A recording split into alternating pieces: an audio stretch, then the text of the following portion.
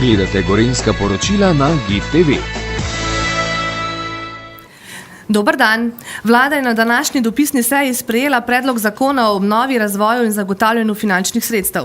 Predlog zakona bosta predstavila minister za finance Klemen Boštjančič in državni sekretar na Ministrstvu za naravne vire in prostor Jože Novak. Najprej pa beseda ministru, izvolite. Hvala lepa. Lepo pozdravljeni. Veseli me, da lahko povem, kot včeraj napovedano, da je vlada na današnji dopisni seji potrdila predlog zakona o obnovi, razvoju in zagotavljanju finančnih sredstev, ki vzpostavlja mehanizme, ki bodo omogočili hitrejšo obnovo, pa tudi zaščito pred prihodnjimi naravnimi nesrečami ter pospešitev razvoja na prizadetih območjih, kar je ključno. Zdaj, kar se tiče razlage samega zakona, bom malenkost daljši danes, ker gre za precej obsežno temo, kot sem že včeraj povedal, za približno 150 členov, ki zelo široko področje zajema, tako da verjamem, da vas to zanima, tako da bom že pri tem uvodnem nastopu malenkost daljši. Za začetek ključno je, da ta predlog zakona potrebujemo torej le dobre 3 mesece po največji naravni nesreči pri nas. S tem pa, kot rečeno, naslavljamo res številna področja, in sicer pomoč prebivalstvu, področje gospodarstva, gradnje, urejanje voda, kmetijstvo, varstvo okolja, vodna infrastruktura, administrativni postopki, javno naročanje, varovanje kulturne dediščine in seveda javno finančne prihodke in oprostitve dajatev, potem naprej razvoj in javne objave podatkov o prejemnikih javnih sredstev in ne nazadnje tudi področje zdravja in socialnih zadev. Ko gre za samo pomoč prebivalcem, naj povem, da ta predlog zakona vpeljuje poroštveno shemo za fizične osebe, ki je namenjena obnovi poškodovanih objektov in za financiranje gradnje za nadomestitev objektov. Osredotočena je na obnovo stanovanjskih nepremičnin, v katerih so imeli oškodovanci prijavljeno stalno prebivališče in so v objektih dejansko bivali pred naravno nesrečno. Poroštvo je v višini 100% glavnice kredita, ki je omejena na 100 000 evrov. Obrestne mere bodo subvencionirane tudi v polni višini obrestne mere. Krediti pa morajo biti zavarovani s hipoteko ali zavarovalno polico. Ta predlog zakona naslavlja tudi brezplačno odsvojitev občinskih nepremičnin v last Stanovanjskemu skladu Republike Slovenije. Ta ukrep je namenjen zagotavljanju dodatnih nepremičnin Stanovanjskemu skladu, in sicer za namen gradnje in obnove neprofitnih najemnih stanovanj. Pri pomoči gospodarstvu je predvidena poroštvena shema za kredite s subvencijo pogodbene obrestne mere za torej gospodarske subjekte, pri čemer gre za kombinacijo garancije in subvencije obrestne mere, torej finančni produkt, ki je zanimiv tako na eni strani za komercialne banke, kot za kreditojemalce. Za državo pa ima ta predlagani finančni instrument manjši vpliv na javne finance, ker gre za potencialno obveznost, pri kateri bo finančna posledica nastala šele ob morebitnem odpoklicu garancije. S predlagano rešitvijo se približamo uporabnikom poroštvene sheme, podjetjem, samostojnim podjetnikom in nosilcem kmetijske dejavnosti, saj imajo poslovne banke mrežo, ki pokriva območje celotne države. Bankam država s poroštvom krije del poslovnega tveganja, kreditojemalcem pa subvencionira del obresti. Zakon predvideva tudi ukrep spodbud za investicije v gospodarstvu. Upravičenci so podjetja, ki so utrpela neposredno škodo v poplavah in plazovih, pri čemer je vlogo za sofinanciranje možno oddati najkasneje do konca naslednjega leta. Sredstva se bodo dodelila po postopku, kot je določen z zakonom o spodbujanju investicij, in sicer za neposredno vlogo. Gre torej za investicije, ki so izjemnega pomena za razvoj slovenskega gospodarstva. Omogočeno je tudi, da prejemnik spodbude del dejavnosti opravlja v dodatnem objektu, ki ga zgradi, torej govorimo o novi investiciji, ne da bi bila potrebna zamenjava zemljišča v občini. Predlog zakona nadalje naslavlja nadomestne in nadomestitvene gradnje. Tu so ukrepi predvsem namenjeni poenostavitvi postopkov umeščanja. Na območjih, ki niso ogrožena, se določa možnost nadomestne gradnje na isti lokaciji, če je treba objekt samo nekoliko prestaviti, se predvideva odstop od zakona o urejanju prostora.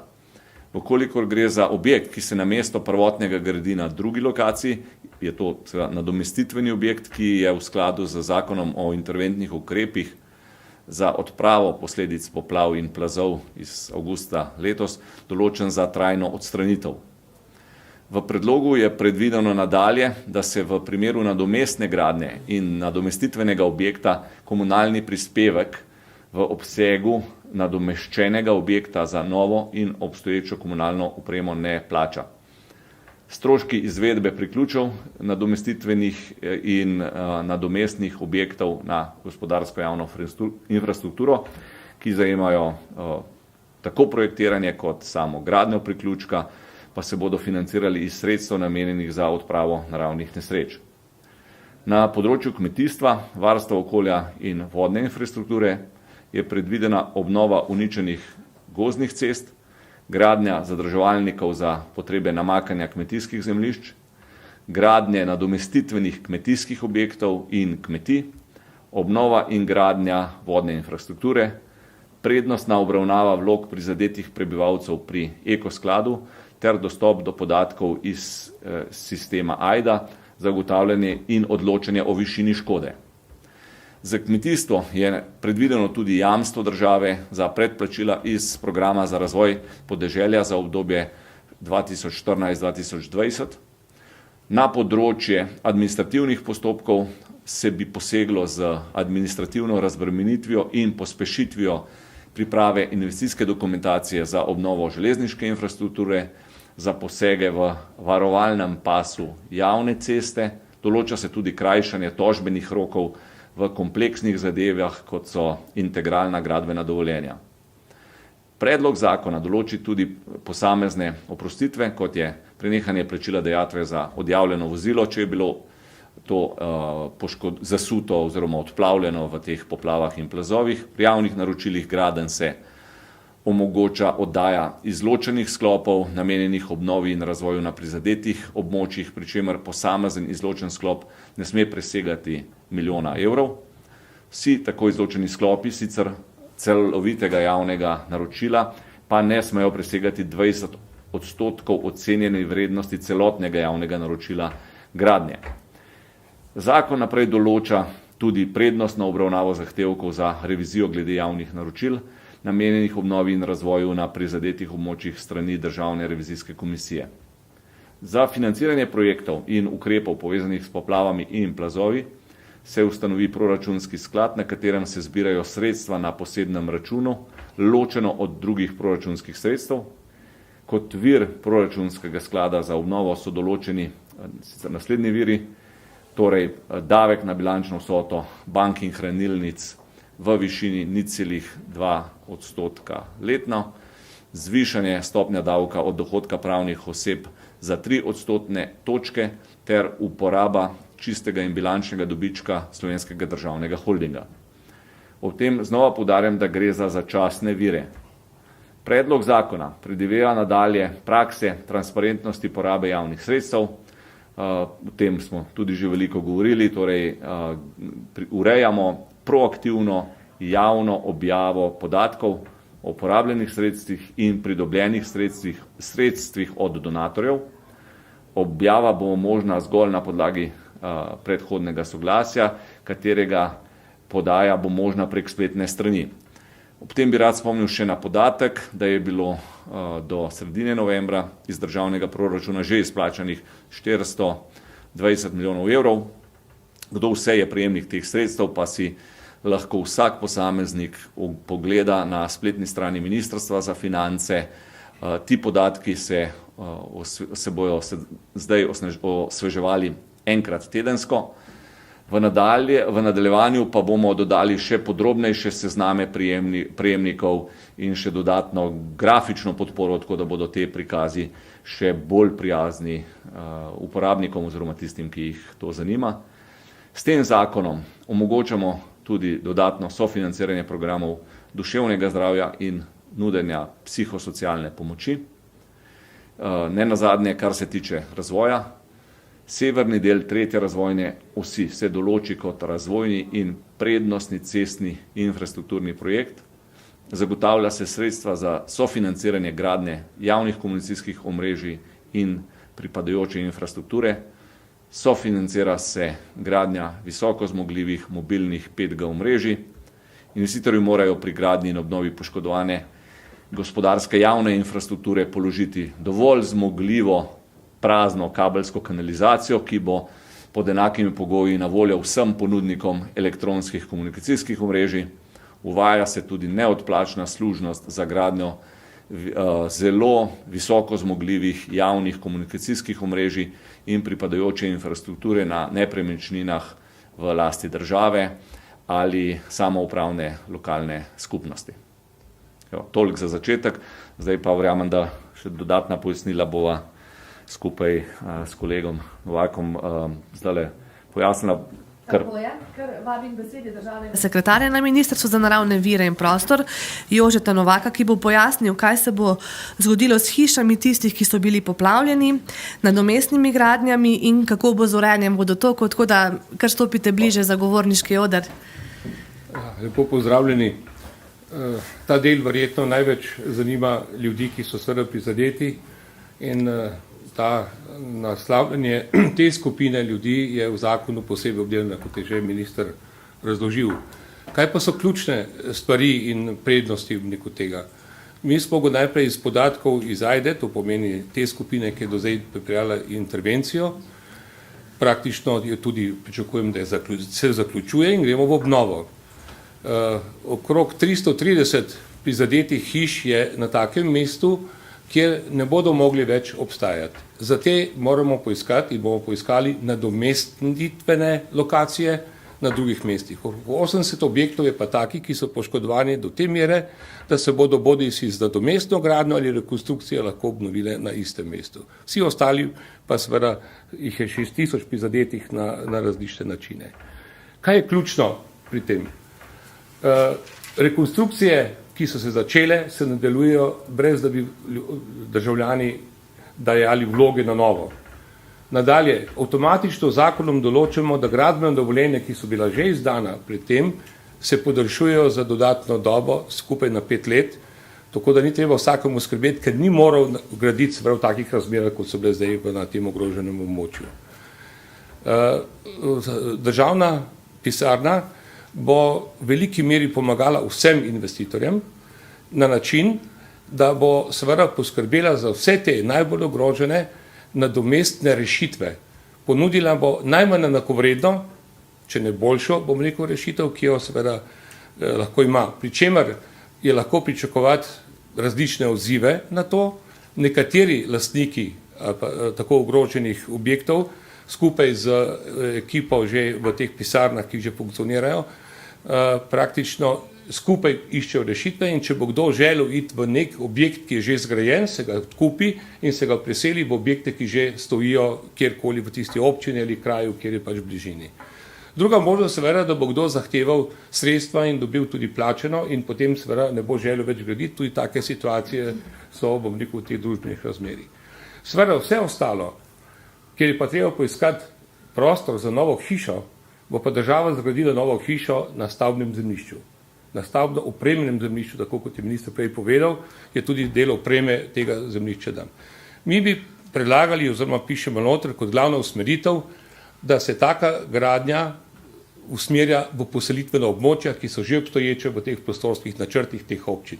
To je prva možnost. Druga možnost je, da uvajamo inštrument lokacijske preveritve in ga bistveno širimo od sedaj veljavne zakonodaje, da lahko za nekaj hiš do velikosti zemljišč do 3000 kvadratnih metrov na enem kupu peljemo praktično jaz bi temu rekel, po lokacijskem postopku na objekt točno. In v najkrajšem času in tam se tudi gradi. So več mnenja, soglasje in vse ostale stvari, ki bi dane k temu, bo velja tudi za gradbeno dovoljenje. Mi pričakujemo, da bo kar precejšen del, vsaj tretjino teh objektov na tak način se rešilo z majhnimi lokacijami po 1, 2, 3, 5 hiš v nekaterih občinah. Imamo pa občine, kjer seveda je treba eni občini tudi 150 hiš nadomestiti, v drugih 100, to sta predvsem v Zgornji Savinjski dolini, kjer pa bodo posebni občinski prostorski načrti, sanacijski prostorski načrti, ki istočasno spreminjajo prostorske plane in vse ostale stvari na tem mestu. Moram povedati, da so občine tega že lotile, skupaj z državno pisarno in našim ministrstvom.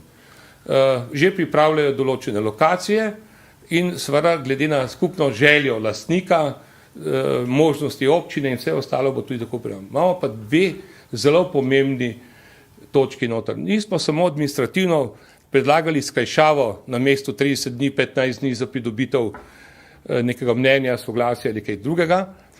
Mi smo celo napisali, da v primerih, ko se v 30 dneh izda, če kdo ne izda, se šteje, da je mnenje dano. Skratka, šli smo v presumpcijo tega, zavedajoč se, da vsako od teh organov to upravi in da to tudi seveda s tem dejansko zagotovimo. Državnemu sekretarju na Ministrstvu za naravne vire in prostor, konkretno zdaj meni, je naloženo, da koordiniram 14-dnevno, praktično celotedensko, vse soglasodajalce, da bojo pravočasno dali in tudi usklajevali rešitve.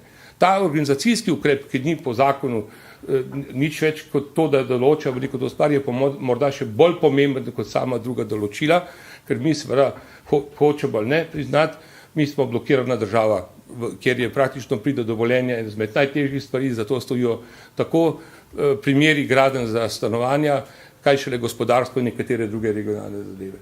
Skratka, iz tega naslova je ta pomemben ukrep. Mi imamo tudi zdaj določeno kontaktno osebo za usmerjanje, pomoč občinam, pa tudi izdajanje teh, bom rekel, mnenj na našem ministrstvu in smo že začeli z vsemi občinami tudi te konkretne postopke za ta del. Drugi del so seveda še morda bolj, če gremo iz izključno sanacijskih ukrepov, oziroma izključno intervencijskih ukrepov, da vodotoki tečejo, prihajamo v kompleksno urejanje teh voda, kjer bo pripravljen poseben program za obnovo in se bojo začeli posamezni vodotoki urejati trajnostno, sonaravno tudi in na način, da bi bili podnebno odporni. To pomeni, take spremembe podnebja, kot se zdaj dogajajo, ne bodo več na 500 let ali na 1000 let, ampak lahko pričakujemo, da je ta povratna doba zelo kratka in tukaj bodo projektanti, strokovnjaki za vode in vse ostale mogli narediti. Še ena pomembna stvar je, da prostorski plani, ki so bili narejeni, bodo na nek način morali v teh delih, ki so bile poplave, preveriti iz naslova teh vodnih površin, njihovih stoletnih voda in upoštevanja, bom rekel, večjih del. Tam, kjer seveda to ne bo doseženo, se morajo plani spremeniti, najmanj pa z presojo, bom rekel, vodarskih soglasij. Še več, šli smo tudi naprej, da olajšujemo dela infrastrukture vodarske, prometne in vse ostale, na način, da usklajujemo projekte. Ne bomo čakali drug na drugega, da imam papir, soglasje tebi, jaz tebi in tako naprej, ampak bomo to uskladili kot projekte, kar je bistveni, bom rekel, naprej, tako da lahko vse trije, bom rekel, sočasno delo. Seveda, ta organizacijsko delo bo pa intenzivno in seveda tudi na način, da bo prišlo do skupnega učinka v zelo kratkem času.